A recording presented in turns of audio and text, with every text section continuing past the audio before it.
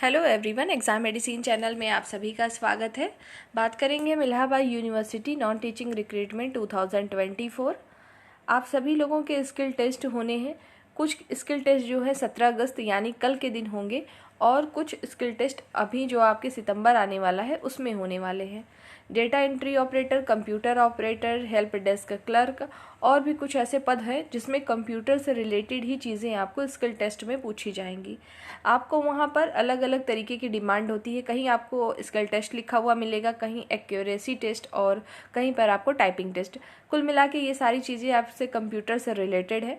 मैंने पहले भी इन्फॉर्मेशन दी थी कि जूनियर ऑफिस असिस्टेंट को छोड़कर बाकी जो अन्य पद बच रहे हैं उसमें जो है टाइपिंग के साथ साथ आपको ऑफिस पैकेज से कम MS ऑफिस का जो है वर्ड, पावर पॉइंट, एक्सेल और अगर हो सके तो एक्सेस, इन सब की नॉलेज थोड़ी सी होनी चाहिए क्योंकि आपको इसमें भी काम दिया जा सकता है। तो उसी की सीरीज़ में मैंने आपको MS वर्ड की चीज़ें बताई थी और पावर पॉइंट बताया और आज की वीडियो में एक्सेल से रिलेटेड चीज़ें आपको पता चलेंगी। देखिए, इस वीडियो का केवल उद्देश्य इतना है कि जो अभ्यर्थी नए हैं, उन्होंने कभी इसको सुना ही नहीं, देखा ही नहीं, कम से कम उनको ये तो पता चल जाए एक्सेल है क्या, कैसे क्या करते हैं, ताकि अगर आपको सिस्टम पे चीज़ें मिले तो आप कर ले सके। लेकिन ज़रूरत ये आपको ये है कि आप इस पर प्रैक्टिकल करिए और उम्मीद करते हैं कि जितने अभ्यर्थी होंगे इसमें शामिल, आप लोगों ने कर भी लिया होगा प्रैक्टिकल, क्योंकि जो MS पावर पॉइंट होता है, चाहे वर्ड की बात करूं चाहे एक्सेल की, ये सभी चीज़ें आपकी केवल प्रैक्टिकल पे डिपेंड करती हैं। आपको इस तरीके से वीडियो केवल बता देने से आपको नहीं आएगा जब तक आप खुद से उसको यूज़ नहीं करेंगे। और रही बात टाइपिंग की, तो सभी को टाइपिंग करनी ही करनी पड़ेगी। 30 वर्ड पर मिनट की स्पीड इंग्लिश में कर लीजिएगा आप सभी लोग, इसकी तो डिमांड होगी। आपको एक वीडियो शाम तक और मिलेगी जिसमें आपको कल के लिए कुछ इम्पोर्टेंट चीज़ें मैं बताऊंगी, कुछ बारीक चीज़ें कि आपको कहाँ पे गलतियाँ नहीं करनी है अपने स्किल टेस्ट को लेकर। और वो जो चीज़ें आपको बताई जाएंगी केवल यूनिवर्सिटी के स्किल टेस्ट में नहीं, आने वाले कोई भी आपका एग्ज़ाम कभी भी होगा उसमें आपको वो ज़रूर काम आएंगी। फिलहाल इस वीडियो में केवल एक्सेल पे बात होगी और ध्यान रखिएगा केवल एक्सेल में आपको यहाँ से बेसिक नॉलेज हो पाएगी कि आखिर एक्सेल होता क्या है, उसमें क्या चीज़ें करते हैं, किस तरीके से आपको डेटा वहाँ मिल सकता है बनाने को, इन सब चीज़ों पर बात होगी। ठीक है, तो आइए वीडियो को शुरू करते हैं और देखते चलिएगा। देखिए, इसमें सिर्फ समझने वाली चीज़ें हैं, इसमें कोई थ्योरी सेक्शन नहीं है, ना ही आपका कोई थ्योरेटिकल पेपर है कि मैं आपको याद कराऊंगी कि क्या है, कितने रो है, कितने कॉलम है, याद कर लो या ऐसा, ये सब कुछ नहीं आएगा। आपको केवल वहाँ आया तो प्रैक्टिकल करने को आएगा, नहीं आया तो बहुत अच्छी बात है, आपके लिए तो प्लस पॉइंट हो जाएगा।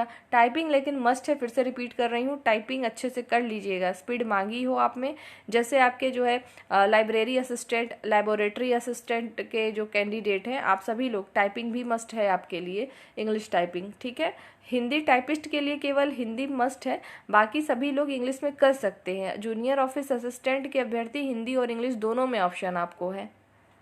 आइए देखते हैं, वीडियो को शुरू करते हैं। एक्सेल शीट के बारे में हम पहले जानेंगे कि ये होता क्या है, दिखता कैसा है, इस सब के बारे में बात करते हैं।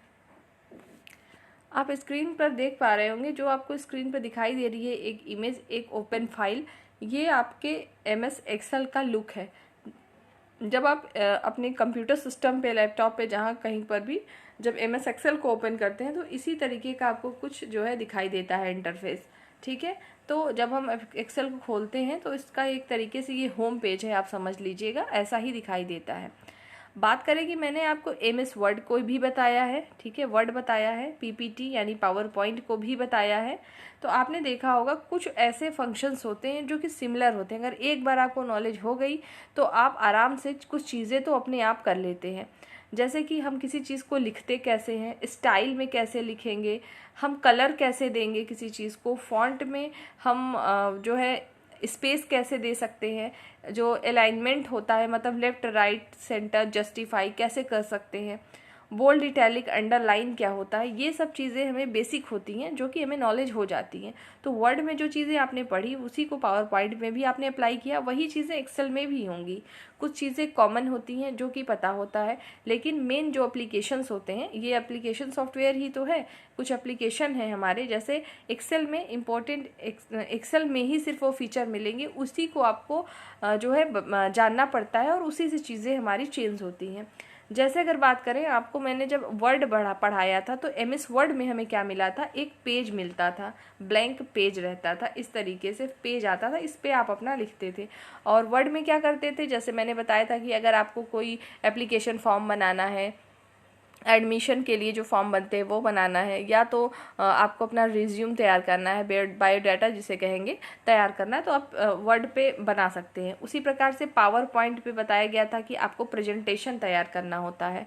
और एक्सेल पे क्या होता है, डेटाबेस तैयार करते हैं। डेटाबेस का मतलब ही होता है कि आप किसी, जैसे आपको दे दिया जाएगा कि मान लीजिए जैसे आपका रिजल्ट, एग्जाम्पल में समझिए, जो आपके रिजल्ट आते हैं, जैसे आपने अभी ग्रेजुएशन किया होगा, इंटरमीडिएट तो पास आउट होंगे सभी, और तो आप देखते होंगे किस तरीके से आपका रिजल्ट जारी होता है। इस तरीके से रहता है, ऊपर डिटेल्स रहते हैं, नीचे लिखा होता है, यहाँ सब्जेक्ट लिखे होते हैं, यहाँ पे टोटल मतलब मार्क्स लिखे होते हैं, आपने कितने पाए, ऑब्टेन्ड मार्क्स ऐसे लिखे होते हैं। फिर यहाँ पर और एरिया डिवाइड होते हैं, जैसे कि मान लीजिए कोई आपको इंक्लूड किया गया है न्यू गेम वाले स्पोर्ट, तो इस तरीके से रो कॉलम में डिवाइड होता है डेटा आपका पूरा, जो आपका सर्टिफिकेट मार्कशीट बनाया गया होता है, वो सब किस पे तैयार होते हैं, एक्सेल पे तैयार होते हैं। ठीक है, तो अलग अलग जो एप्लीकेशंस होते हैं, जो जिस पे हम वर्क करते हैं, जो वर्क एरिया होता है, ये इसका वर्क एरिया है, जहाँ पर हम काम करेंगे, ये उसका वर्क एरिया होता है। जिस एप्लीकेशन को खोलते हैं सब में नाम अलग होते हैं। जब हम थ्योरी सेक्शन को पढ़ाते हैं, यानी जब आपको थ्योरी सेक्शन को याद करना होता है, तो एग्ज़ाम के पर्पज़ से हर चीज़ पता होनी चाहिए थी।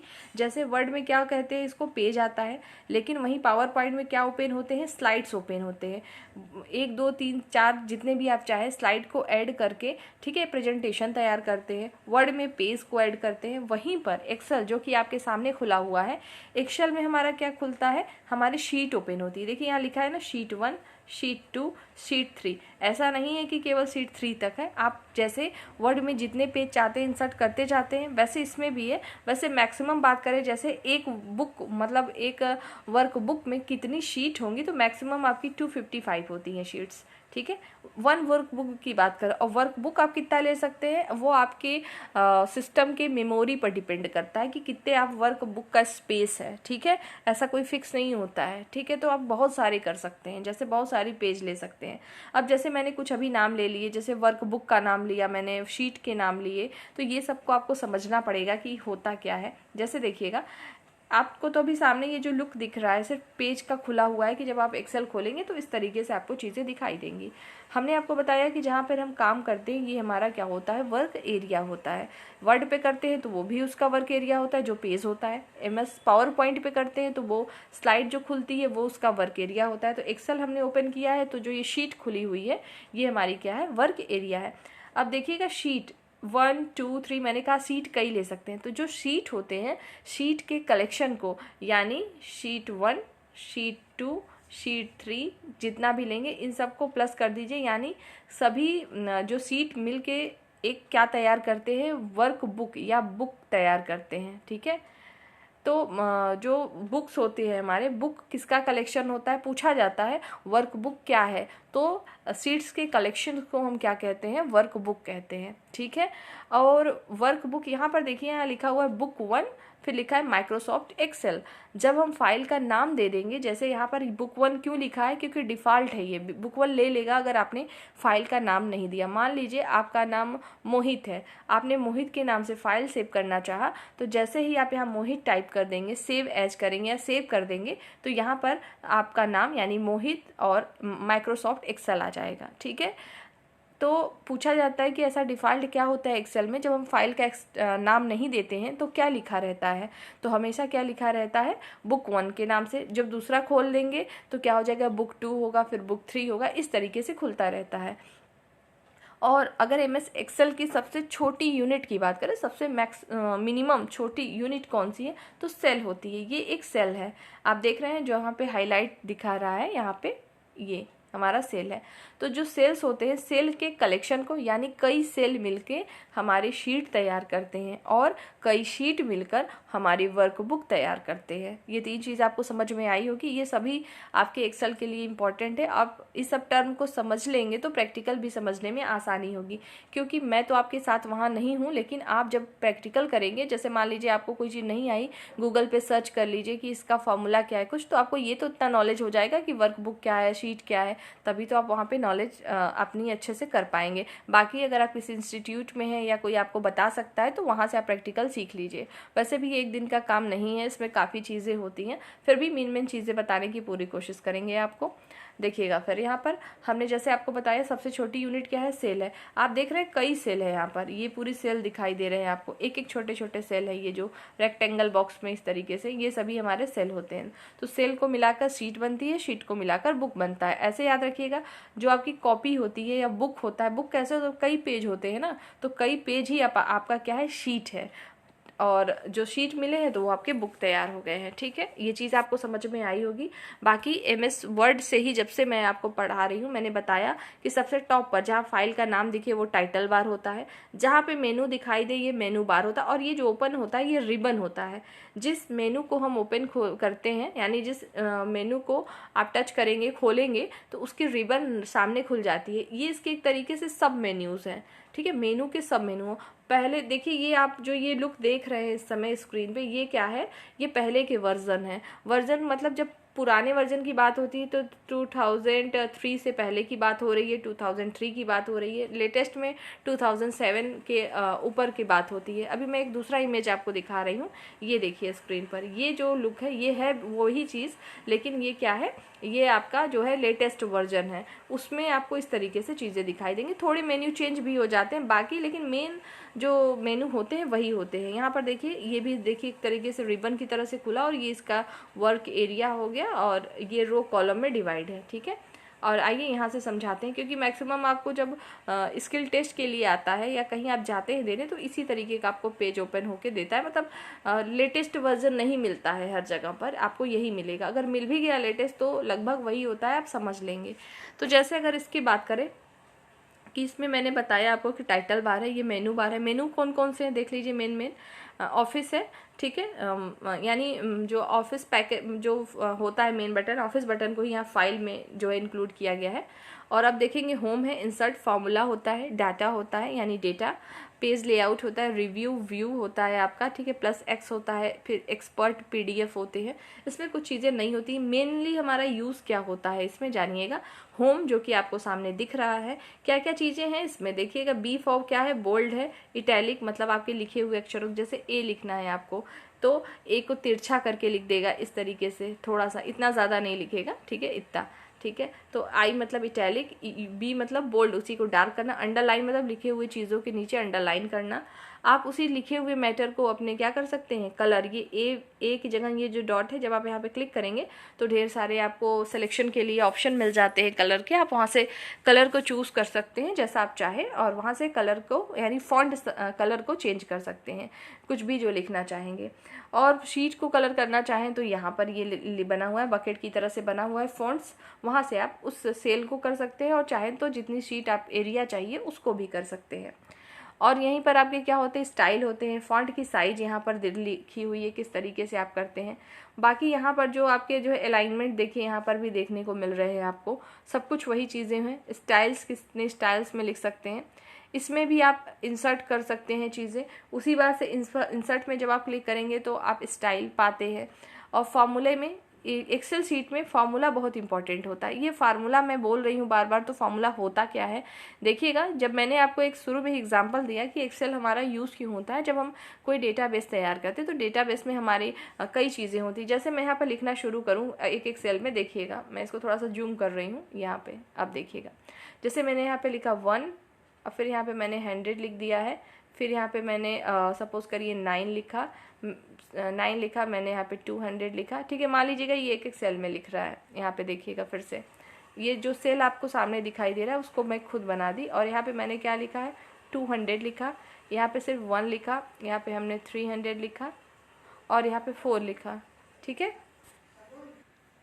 तो डेट शीट में क्या होता है, जो डेटा हमारे बनते हैं उसमें कई तरीके की चीज़ें होती हैं। या तो लिखी हुई चीज़ों को आप ऐड करते हैं, जैसे मैंने अभी यहाँ पे एग्जांपल लिया था, फिर से मैं लिख देती हूँ, ठीक है। यहाँ पे 4 है, मान लो यहाँ पे 300 है और यहाँ पे 100 है। अब पूछा जाए कि जो ये सेल है ये पूरा लिखा है यहाँ से यहाँ तक, इसमें जो है सबसे बड़ा कौन सा है, असेंडिंग ऑर्डर में करिए, डिसेंडिंग ऑर्डर में करिए। इस सभी जो सेल्स में नंबर दिए सभी को प्लस कर दीजिए, सबका एवरेज निकालिए, सबका मल्टीप्लाई कर दीजिए, या किसी 2 नंबर का मल्टीप्लाई करिए, या किसी 2 को ऐड कर दीजिए, या एवरेज निकाल दीजिए, या पावर बताइए, जैसे कि 4 के पावर आप जितना चाहें, जैसे कि 4 क्यूब निकालना है आपको, 4 स्क्वायर निकालना है आपको, या 300 की पावर 4 टाइम्स करनी है आपको। तो ये सभी जो होते हैं प्रोडक्ट्स निकालने हैं, ये सभी फार्मूले जो मैं आपको बता रही हूँ, ये तो एक तो फार्मूले होते हैं जो अगर आपको याद है तो डायरेक्ट आप लिख के भी सॉल्व कर सकते हैं। अगर आपको नहीं याद है तो यहाँ पे जो आप देखते हैं, यहाँ पे फार्मूला मेनू दिया हुआ है, ये यहाँ पर आपको सभी फार्मूले ऑटोमेटिक लिखे हुए होते हैं। बस आप नंबर डेटा दे दीजिए, फार्मूला को वहाँ पे क्लिक करिए, वो अपने आप जैसे आप कैलकुलेटर में करते हैं फाइनल आपका दिखा देता है, वैसे इसमें आएगा। लेकिन जो मैंने अभी नाम लिए फार्मूले के, ये सभी बेसिक मैंने बताए। बहुत सारे फार्मूले होते हैं, बहुत सारे सिंबल्स होते हैं जो आप प्रयोग कर सकते हैं इसमें, ठीक है। तो वो आपके ऊपर है कि आप कितना करते हैं। और यहाँ पे देखिए लिखा हुआ है ना A to Z short filters, मतलब इसमें असेंडिंग और डिसेंडिंग ऑर्डर आप जानते होंगे, जैसे बढ़ता हुआ क्रम और घटता क्रम, जैसे 1 2 3 ऐसे जाए 10 तक, और 10 से उल्टा आना हो, मतलब 10 9 8 7, ये सभी जो है आपके सॉर्टिंग कर देता है, ठीक है। तो ये सभी ऑप्शंस होते हैं जो कि आप डायरेक्ट कर सकते हैं। एमएस एक्सेल में जब थ्योरी की बात आती है तो बहुत सारी चीज़ें याद करनी हो जाती हैं। ये इजी होता है, लगता है सबको कि टफ है, इजी है, पर इसमें याद करने वाली चीज़ें ज़्यादा हो जाती हैं। तो जैसे मैंने फार्मूले का नाम लिया, अभी मैं आपको कुछ एग्जांपल भी दिखाऊंगी फार्मूले का किस तरीके से यूज़ होता है। सबसे बड़ी बात अब ये है कि फार्मूला दिखेगा कहाँ और लिखेंगे कहाँ, इसको समझेंगे। उससे पहले मैं आपको कुछ चीज़ें और बता दूं कि जो आपका एक्सेल सीट होता है, अभी हमने आपको सेल की तो बात बताई, लेकिन ये सेल तो नहीं बताया कि सेल कैसे बनता है। तो आपको सामने स्क्रीन पर दिखाई दे रहा होगा, सेल जो हमारा होता है, रो और कॉलम्स के क्या होते हैं, कलेक्शन होते हैं। रो और कॉलम के कलेक्शन मतलब इस तरीके से, ये जो मैं अभी बना रही हूँ ये क्या है, ये कॉलम है। वर्टिकल लाइन हमारी क्या होती है, कॉलम। ये कॉलम तैयार हुआ, अब हम इसमें इस तरीके से लाइन खींच दें तो ये हमारा क्या हो जाएगा, रो हो जाएगा। तो ये सभी क्या है, कॉलम है, और ये हमारा क्या है, R1 R2 R3, ये सभी रो है। तो इसमें जो है मेनू बार मैंने बताया आपको, टाइटल बार के नीचे मेनू बार के नीचे रिबन ये ओपन होता है, उसके नीचे 2 बॉक्स और खुल रहे हैं। इसी में से जो आपको ये एफएक्स दिखाई दे रहा है, ये हमारा क्या है, फंक्शंस, यानी ये हमारा फार्मूला बार है। क्या है ये, फार्मूला बार। जब हम कोई चीज़ लिखते हैं, कोई एड्रेस लिखते हैं, तो यहीं पर आपको दिखाई देता है फार्मूले बार में।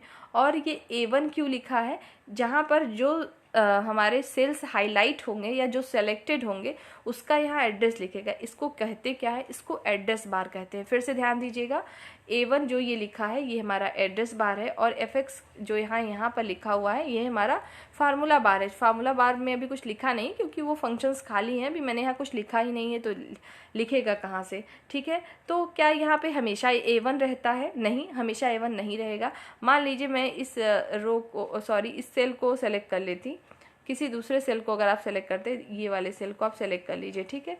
पूछा जाए इसका एड्रेस क्या होगा, तो इसका एड्रेस क्या होगा, सबसे पहले ये किस कॉलम में है। हमेशा जो शीट हमारी होती है और एक्सेल में जो एड्रेस होता है उसमें पहले कॉलम आता है, बाद में रो आता है।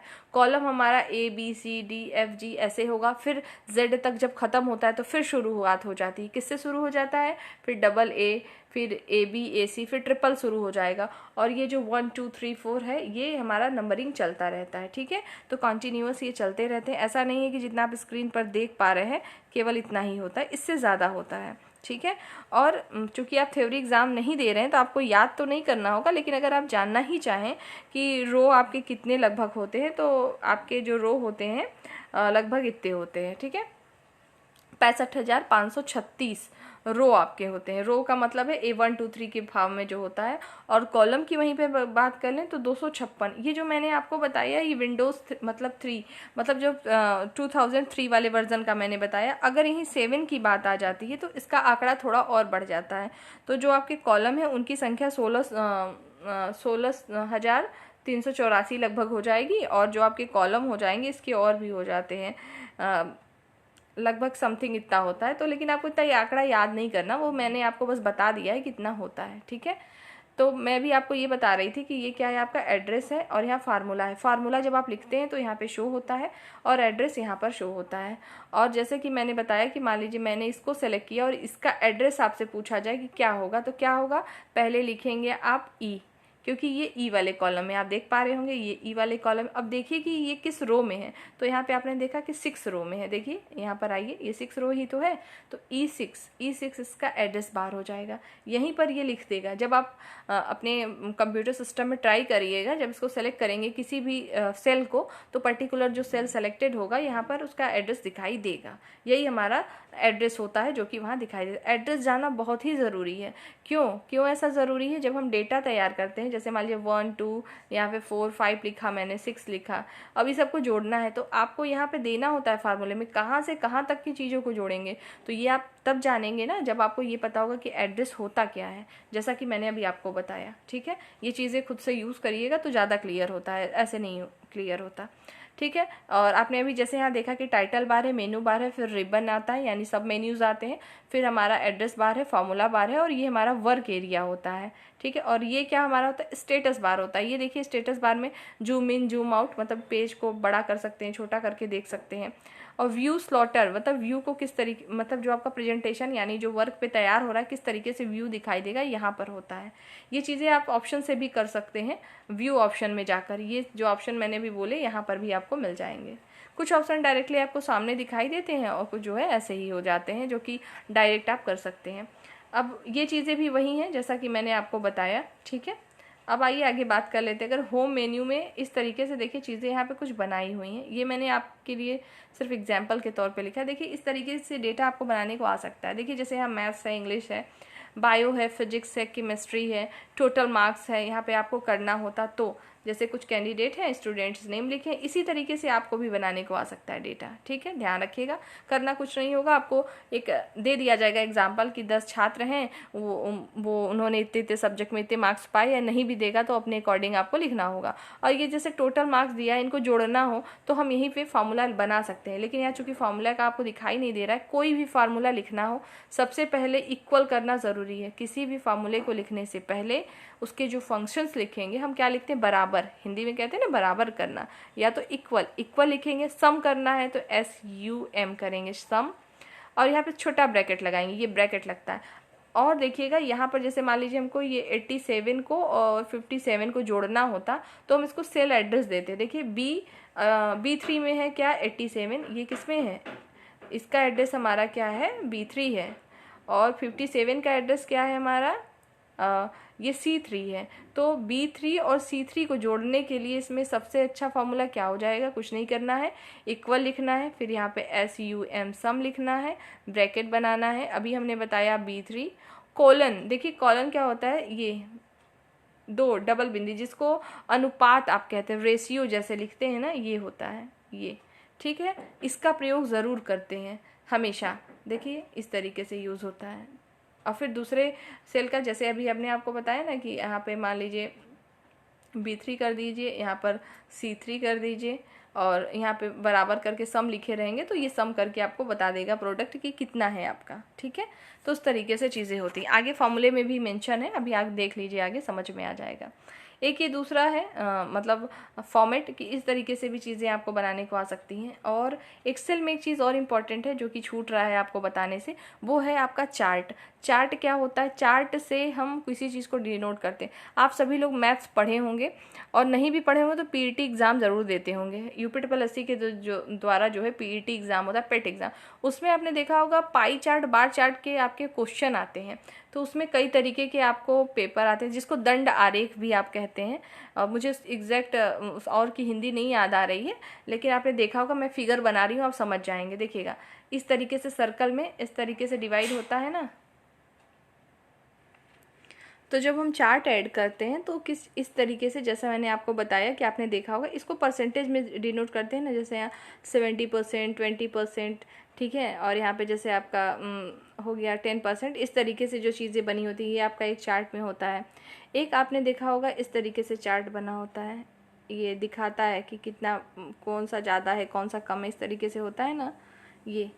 एक तरीके से चार्ट आपका कैसे डिनोट करता है, रेखा की तरह से, जैसे ऐसे रहेगा वर्टिकल हॉरिजेंटल, यहाँ नंबरिंग होती है, यहाँ 0 से 1 2 3 ऐसे समथिंग, ऊपर भी 1, यहाँ पे 1 2 3, फिर यहाँ पे आपको इस तरीके से रेंज दिखाई देते हैं, फिर इसके ऊपर से भी एक लाइन जाती है। तो ये सभी जो आरेख होते हैं हमारे, ठीक है, तो ये सभी चार्ट के द्वारा जिसमें डिनोट होते हैं। आखिर ये करते कैसे हैं, जैसे ही हमने बना दिया है ये, अगर हम चार्ट ऑप्शन पे जाएं और चार्ट को क्लिक कर दें तो जो मतलब प्रेजेंट टाइम में आपका यहाँ डेटा बना रहेगा उसी से रिलेटेड ऑटोमेटिक वो चार्ट क्रिएट कर देगा, आपको उसमें कुछ करना नहीं है।